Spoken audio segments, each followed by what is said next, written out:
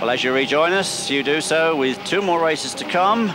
The B final and, of course, the all-important A final. Now, the B final, as I said earlier, contains most of the top Formula B machinery, and there we can see one of them sticking his nose in front. That's Mick Mantel, who has taken the fastest time during qualifying here this afternoon in a two-wheel drive car, 2:52.6. That's the top Formula B time of the afternoon, but it is indeed Chris Pugh who's come through to have a look to try and do something about our race leader. And our race leader is a new name and a new car on the Lydden circuits this winter. That is Mike Dresser, all the way from Cumbria.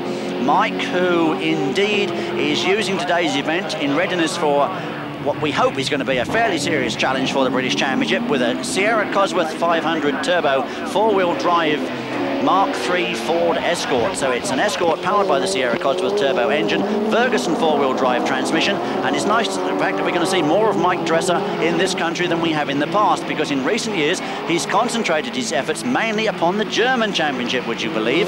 But he's back in Britain, and that's where we hope he's going to stay this year, because if we can really get most of the top British drivers staying here in this country, we're going to have a really cracking British Championship on our hands this year. There's no question about that.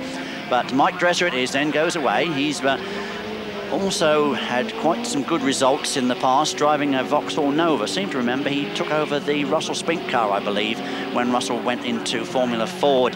But he's back now with this 4x4 Turbo Escort, and needless to say, dominating this race, which, well, he should. The battle is very much the battle behind him. It's a Formula B battle, and it's led by Mick Mantel. Mick there leading Chris Pugh, who's been one of the finds of this winter at Lydden Hill. No doubt about that. 164 Chris Pugh.